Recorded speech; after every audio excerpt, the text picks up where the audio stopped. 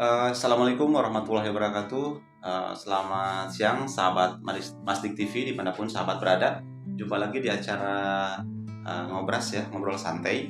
Di hari ini di sesi hari Minggu tanggal 8 Januari 2023 ya. Dan ini adalah sesi kedua di awal tahun ini. Dan sebelum kita lanjut atau sebelum kita nanti ngobrol dengan narasumber hari ini, saya tidak akan bosan-bosan ingatkan sahabat semua, jangan lupa untuk ayo bantu channel ini agar berkembang dengan baik gitu ya, dengan cara subscribe, like, comment, and share. Kenapa? Karena agar semakin banyak orang yang teredukasi tentunya atau mendapatkan informasi baru dengan hadirnya channel ini, seperti itu ya. Dan kita langsung saja kenalkan narasumber kita hari ini. Saya akan sampaikan sekilas saja gitu ya. Profil beliau ini mempunyai nama lengkap Andy Yuswandi, ya bener kan ya. Dan beliau ini adalah manajer di bagian cutting PT Grid Apparel yang setahu saya berlokasi di Kota Sukabumi. Kota ya, Kota Sukabumi. Iya. Dan nanti kita akan ngobrol banyak dengan Kang Andy ini terkait tentang dunia pergarmenan. Nah, memang secara umum kita tahu garmen ya, orang kerja di garmen ngejahit katanya. Apakah seperti itu?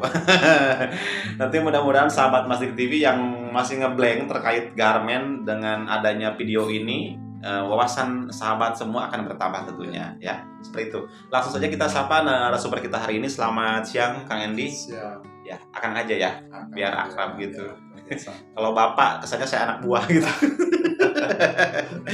Oke, Kang Andy, saya akan langsung aja ke pertanyaan yang berhubungan dengan garmen ya. Sebenarnya kalau pabrik kan yang berhubungan dengan garmen itu seperti apa sih bentuknya? Kalau tekstil ya itu bahan kan. Kalau dari benang menjadi bahan. Nah, ya kalau garmen itu seperti apa konsepnya yang di Apparel berada? Bismillahirrahmanirrahim. Assalamualaikum warahmatullahi wabarakatuh. Waalaikumsalam warahmatullahi wabarakatuh. Selamat siang juga buat Sahabat Masdik TV. Masdik TV Iya. di mana Anda berada. Saya ingin coba untuk menjelaskan garmen itu apa sih. Kalau dari bahasa keserikatan kerja itu tekstil sandang kulit. Oh, tekstil sandang kulit. Nah, itu kan saya baru tahu tuh. Yang notabene di situ memerlukan orang banyak. Ya, nggak satu, nggak dua, nggak tiga orang, ratusan orang. Satu lainnya aja itu bisa masuk 40 orang. Satu len kayak apa tuh? Satu len itu satu produk, satu proses. Oh, satu proses. Ya, itu bisa 40 orang bahkan 60 orang. Ya kan? Kali berapa len? Misalkan 20 len udah bisa berapa orang? Iya. Maksudnya padat karya itu seperti itu. Itu tekstil sandang kulit. Ada lagi yang RTM. Rokok, tembakau, makanan, Oh, itu iya, kan nggak pakai orang, istilah kata pakai mesin lah ya. Iya. Pakai mesin, jadi kebanyakan dominasi yang menghasilkan produk tersebut adalah mesin. Kalau tekstil sandang kulit atau garmen ini adalah orang, walaupun di situ juga pakai mesin sih. Gitu. Nah, garmen ini yang pertama kali di sini prosesnya banyak, komponen-komponennya. Nah, yang pertama di sini itu ada pola atau pattern kalau bahasa Inggris. Gambar bukan? Iya, pola baju gitu kan. Pola baju ya. Pola baju sesuai keinginan buyer seperti apa, ya kan. Nah, setelahnya ada pola, dibuatlah sampel. Ya kan? Contoh dulu. Nah, yang keinginan buyer itu seperti apa? Oh, yang seperti ini keinginannya, di-approve apa tidak. Kalau misalkan di-approve baru bisa kita buat marker. Nah, buat apa? Marker. Di marker dulu tuh. Di marker teh seperti apa kan? Digambar. Digambar. Di situ juga ada rasio tuh ya. Namanya rasio tuh berbagai macam size ada di marker itu sesuai dengan grid size yang dibuat. dari MD-nya, biasanya diimpor masih dari MD-nya. Misalkan S pengen berapa pieces, M pengen berapa pieces, L dan lain sebagainya, itu berapa pieces keinginannya, dan di situ kita buat rasio, ya kan, jumlah gambar yang ada di situ. Nah setelahnya digambar nih ada operatornya di situ juga ya. Kita kebetulan udah komputerisasi sih, nggak manual gitu. Jadi markernya udah pakai komputer gitu. Kemudian ngeplot pakai aplikasi ada tentunya. Iya. Ada tentunya aplikasi khusus. Nah, di situ ada posisi marker, udah dibuat marker sesuai enggak dengan consumption yang dipinta dari buyer dalam satu baju begitu. Kalau memang sudah oke, udah di approve, baru kita bisa produksi gitu. Nah itu tahap tadi itu namanya apa, Kang? Itu bagian marker, bagian pattern ya, bagian pola, departemen. satu departemen. Oh iya. Kemudian masuk ke departemen lain, ya kan, namanya cutting. Nah itu yang saya pegang. Itu di situ juga banyak komponennya cutting itu. Ada yang di bagian spreading, ya kan, gelar kalau bahasa Indonesianya. Ada bagian potong. Ya, pakai bahasa itu aja, Kang, barusan kayak potong gitu. yang biar kita paham gitu. Betul. Ada yang bagian numbering, ya kan, numbering itu ngasih nomor. Oh, di nomoran ya. Satu row beda-beda itu ada nomornya. Kalau nggak di nomor nanti shading atau beda warna ya, shadow ya kalau bahasa Inggris. Lot per lotnya itu ada. Nah setelahnya dipotong, di numbering, di setting nanti tuh komponennya dikumpulin semua. Yang hasil potong-potongan itu ya, mana bodi belakangnya, mana bodi depannya, mana kanan kirinya, atau komponen-komponen itu harus lengkap semua sudah. Baru masuk ke proses jahit yang kita kenal sewing. Setelahnya jahit, nah jahit juga banyak sekali proses-prosesnya ya kan. Setiap operator pasti punya posisinya masing-masing, pasti punya prosesnya masing-masing, dan tingkat kesulitannya juga berbeda-beda, gitu kan. Dan di situ juga tergantung skillnya masing-masing. Ada yang bagian jarum satu, ada yang obrasnya, ada yang mungkin pakai overdecknya dan lain sebagainya, banyak. Jadi satu orang mengerjakan, misalkan proses. Contoh, setahu saya misalkan menu ngancingan begitu. Misalkan ngancing, jahit tangan. Iya, kalau di tukang jahit kan dari awal sampai akhir. Kalau berarti itu mah enggak. Kalau itu enggak berkesinambungan terus sampai ke berarti depan. Yang kerja di garmen belum tentu bisa bikin baju. Belum tentu. Jago yang konveksi. Iya. Konveksi semua proses dia bisa. Oke. Kalau di garmen ya dari pertama sampai akhir itu aja. Oke, siap. Lanjut tadi proses yang tadi kan. Kayak gitu. Kemudian setelahnya itu masuk ke pengecekan. Sudah setelah di jahit itu ya? Jahit, pengecekan QC-nya tuh. Oh, ada ya quality control. Quality controlnya. Dicek ini oke, nggak sesuai, nggak sesuai dan lain sebagainya. Masih ada benang nggak yang tertinggal, dan cek gitu kan, dari atas sampai bawah, lebar dan lain sebagainya, ukur, banyak. Nah setelahnya itu, setelah di QC misalkan masuk QC. Kalau misalkan memang tidak bisa, ya tidak bisa keluar tuh, tidak bisa output. Di kemana ini tuh barangnya? Itu harus dipermak kembali. Ya kan, dibetulin lagi gitu. Nah yang bagusnya itu masuk ke bagian finishing. Ya, itu di situ juga ada proses ironing atau setrika. Iya, digosok ya, setrika. Kemudian masuk ke polybag atau plastikin, bahasa kita, masuk ke kartonnya. Kalau pakaian kan sok banyak label-label Nurawi eta di mana dipasangnya, Kang? Label-label merek-merek ya, Nurawi label itu biasanya di body bag, ya kan. Di finishing bukan? Itu di sewing. Di sewing mau dipasangin ya, itu rawing itu. Care label biasanya ada di pinggir. Iya, kayak gitu. Nah, itu di sewing. Di sewing. Nah, setelahnya itu baru di pack, siap ekspor deh. Gitu. Dan tentunya di sini juga ada PO per PO ya, yang mesti di delivery tanggal berapa, ekspor tanggal berapa, itu juga harus pasti. Ya, jadi yang order duluan ya harus dikirim delivery duluan gitu ya. Kebetulan yang kita produk di sini ini kan ekspor keluar ya, ke Amerika. Nah di sana kan ada berapa, kalau nggak salah ada 4 musim ya. Iya, 4 musim. Jadi musim berbeda juga yang kita produk. Misalkan musim gitu. panas ya berarti tank top yang kita produksi gitu. Iya. Kalau misalkan musim dingin berarti ya mungkin blazer yang di itu ya, sweater kayak gitu.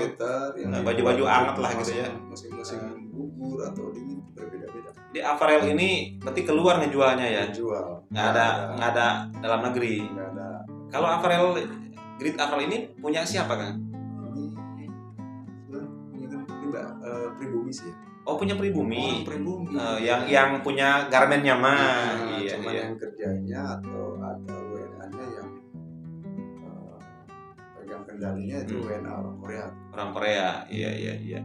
Terus kalau ini kan keluar negeri ya, brand-brandnya. Kalau kebetulan kita brandnya satu ya, untuk di Apparel. Tapi banyak sih di PT-PT lain yang mungkin brandnya banyak selain satu, lebih dari satu mungkin ada. Yang di Apparel apa kan? Kecuali mungkin kalau di Apparel yang sekarang yang saya geluti itu, saya kerjakan itu satu brand, Gap ya. Nggak apa-apa ya, sukain promosi ya. All Navy. Oh iya Gap. Itu artinya yang punya mereknya orang luar negeri berarti ya. Dan di Apparel mah hanya produksi aja. Iya. Kemudian perlu diketahui juga untuk Masjid TV ya, untuk menjadi kerja di garment itu adalah orang yang siap bermasalah. Yang siap bermasalah. Kok begitu kan? Memang agak sedikit nyeleneh ya. Tapi memang itu yang saya rasakan seperti itu. Kenapa? Karena di sini kan padat karya, orangnya banyak, kepalanya hitam memang sama, tapi isi kepalanya beda-beda. Di situ banyak masalah. Iya sih. Dan masalahnya itu bukan jam atau menit, tapi detik. Makanya yang siap bermasalah boleh masuk ke garment karena di situ banyak masalah. Tapi kalau memang tidak mau bermasalah jangan gitu ya. Tapi asiknya ya kita di dalamnya itu kan memang orang banyak. Ya kan, tentunya kita berinteraksi dengan berbagai macam orang dan kawan-kawan kita juga yang ditambah saudara-saudara. Untuk Apparel itu jumlah karyawannya sampai yang sekarang itu berapa kan kurang lebih? Kurang lebih 700 lebih. Itu kalau spesifiknya saya nggak tahu. Satu shift apa ada shift-shiftan kayak? Ada. Oh iya, kalau di tekstil kan karena mesin harus 24 jam itu kan ada shift. Berarti ini berarti siang semua ya. Jam kerja normatif sih kita. Tidak ada kebutuhannya kan dari DPR, tidak ada yang dilebih-lebihkan atau yang kurang-kurang, sesuai aja dengan normatif. Ya.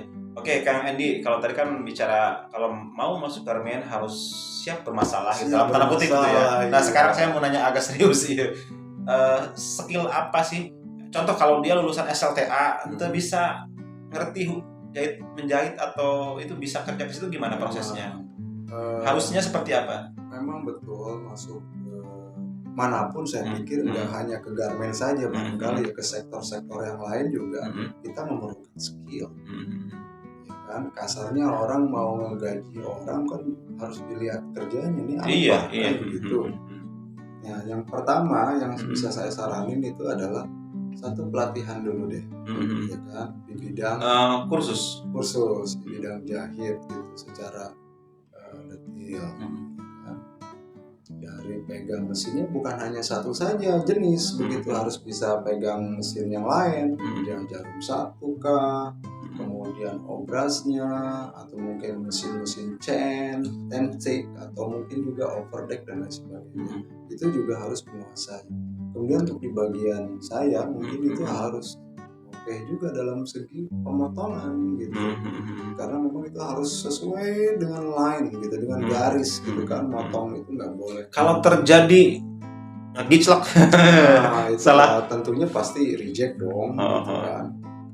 Nah ini yang harus kita ketahui juga, garmen-garmen yang ada di Sukabumi itu kebanyakannya bahan-bahan itu dari luar ya, impor semua ya, impor. Jadi kalau misalkan kita salah saja di bagian cutting itu resikonya besar buat Berarti dan pastinya rugi ya. Berat ya, berarti kerja di Garmin banget. Kan kesannya Garmin ngejahit aja. Kesannya ya, saya kan tidak tahu, ngerti kesannya mudah gitu, tapi berat kalau begitu. Berat. Memang untuk di daerah Sukabumi yang paling banyak itu ya memang Garmin sih Pak. Ketimbang sektor-sektor yang lain yang mendominasi. Yang dominasi ya, iya. Yang mungkin untuk perputaran ekonomi ya paling banyak Garmin sih, karena memang padat karya ya orang-orangnya. Baik itu yang para perempuannya, kemudian laki-laki itu banyak.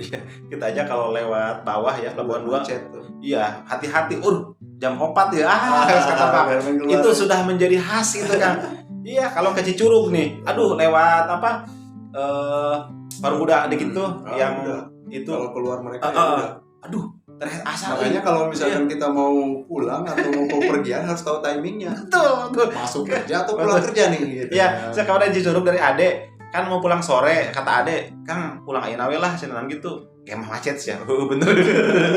Itu menjadi khas. Karyawannya mau udah kemana, macetnya masih ada. Iya gitu ya. Dan memang Garmin rata-rata emang karyawannya banyak ya, dan mungkin itu tadi yang sebut Kang Andy sebagai padat karya gitu ya. Positifnya untuk masyarakat setempat, adanya Garmin itu banyak sekali. Dampak positifnya ya. Dampak positifnya buat pemasukan keluarganya barangkali ya.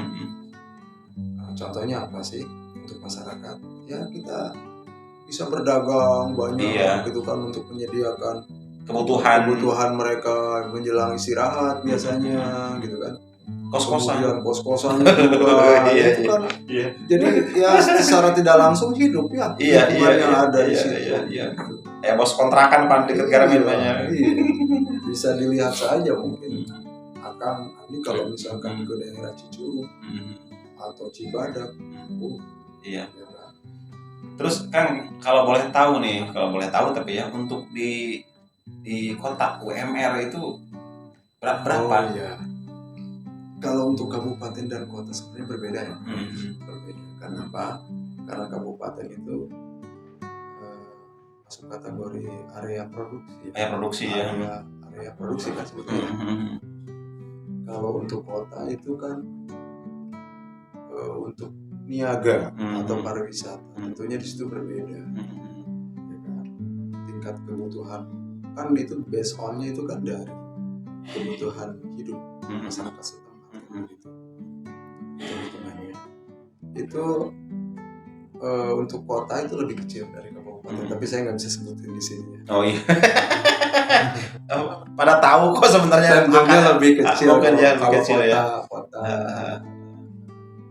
Kota Madia dan kecil ya. Lebih kecil dari kabupaten. Gedean Cicurug, gedean Parung Kuda gitu ya. Tapi untuk saat ini nggak usah kita melihat besar dan kecilnya kalau kita mau bersyukur. Apalagi menjelang ada resesi dunia yang ya kebanyakan juga dari Sukabumi yang sekarang itu udah banyak relokasi. Nah itu ada dampaknya kan resesi ke produksi Garmin. Banyak. Jadi dampaknya itu adalah satu, jumlah atau quantity order juga sedikit, ya seperti dulu begitu. Kemudian orang-orangnya pasti ada rasionalisasi atau pengurangan karyawannya supaya terus jalan ini. Pabriknya ya nggak ada jalan lain. Pengurangan ada rasionalisasi atau pengurangan karyawan. Ini kebanyakan relokasinya ke daerah Jawa sih. Kalau yang saya karena alasannya? Karena mungkin di sana UMK-nya kecil barangkali. Oh gitu, iya. Ya, yang saya tahu itu daerah Jawa Tengah. Tapi resesi ini jadi gagah ya bahasanya resesi. Kayak ekonom dan menakutkan ya. Tapi kalau kita nggak usah terbawa lah yang kayak begitu. Kita hidup di dunia ini juga ada yang ngatur. Ini kita harus pusing-pusing mikirin yang kayak gituan. Yang penting mah kita jalanin aja, bersyukur, ikutin prosesnya. Tuhan yang tentukan endingnya seperti apa. Sih. Itu aja. dulu juga nggak ada garmen, nggak ada apa, orang tua kita juga bisa ngasih makan kita. Iya. Semua Kita anaknya hidup ya. anaknya banyak. Iya. Ya kan, cuman nyanggul doang orang tua kita, kok bisa ngasih makan anak 7 orang dari mana? Kalau misalkan dibawa ke akal pikiran ya. Iya. Mau nepi lah di bawah gue mah. Terus Kang Edi sendiri di dunia pergarmenan sudah berapa tahun? Yang jelas mungkin sekitar 25 tahun ya.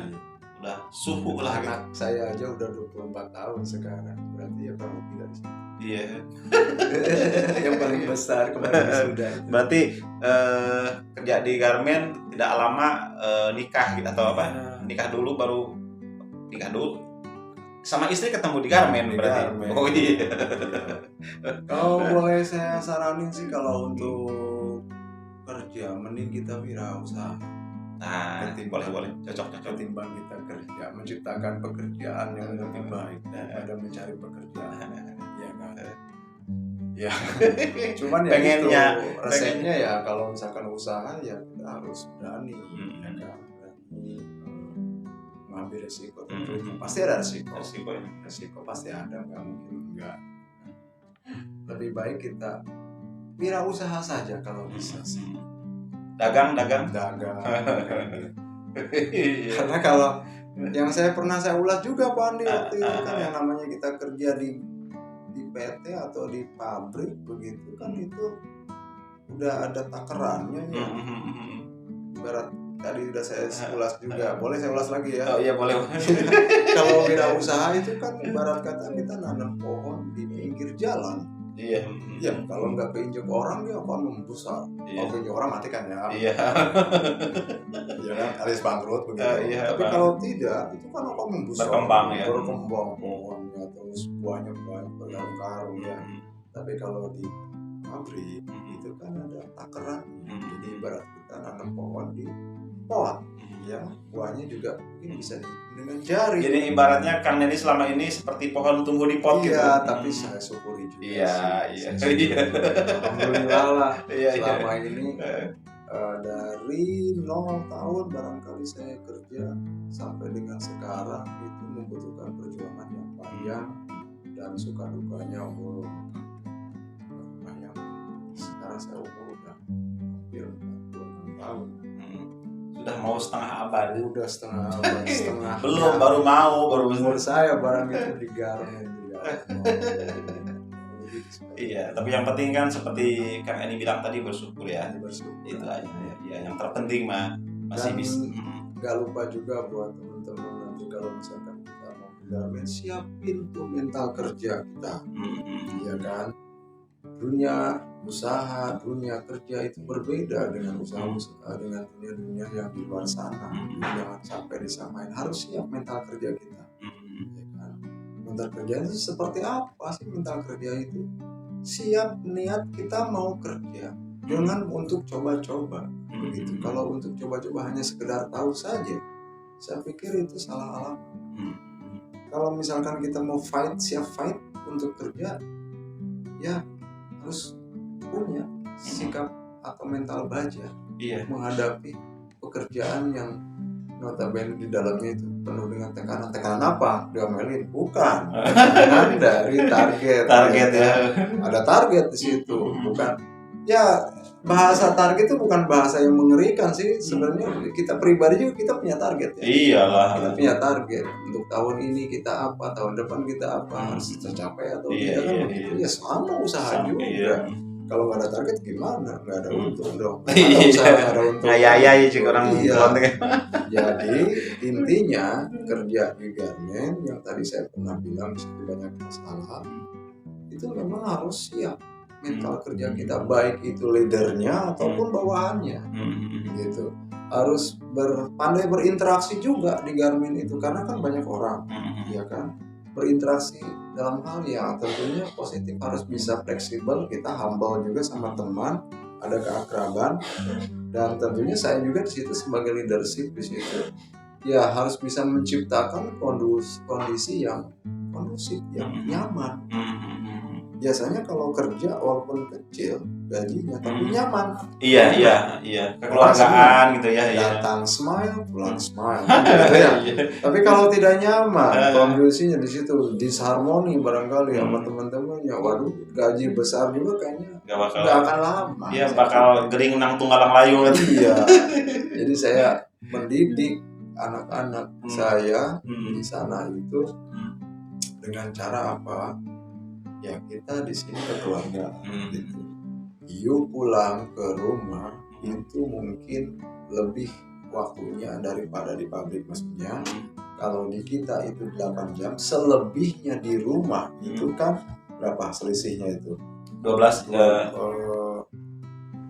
berapa? 17 jam berapa? Iya, 17 jam di rumah. Paling berinteraksi sama anggota keluarganya itu 2 jam. 2 jam. Selebihnya tidur. Ya kan? Besok pulang lagi. Berarti paling lama itu berinteraksi di pabrik. Ya kan? Nah, di situ juga kan itu keluarga, jadinya kan rumah kedua lah. Ya kan? Rumah kedua. Jadi kita pakai prinsip kekeluargaan, saling harga menghargai sesama teman, sesama yang paling atas, apalagi kita orang timur ya. Kemudian leadershipnya juga, ya memimpinnya juga dengan hati begitu. Manakala ada kesalahan atau apa ya kita secara humanis lah kita cari solusi bagaimana cara untuk menyelesaikan masalah gitu. Kayak lagi diceramahin ini.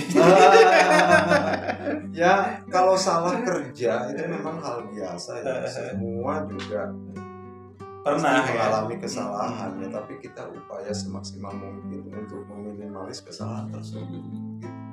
Nggak di garmen doang, di PT sama ya, di sektor-sektor lain juga ada hal yang sama gitu ya. Cuma ya mungkin lebih bisa di garmen karena orangnya banyak.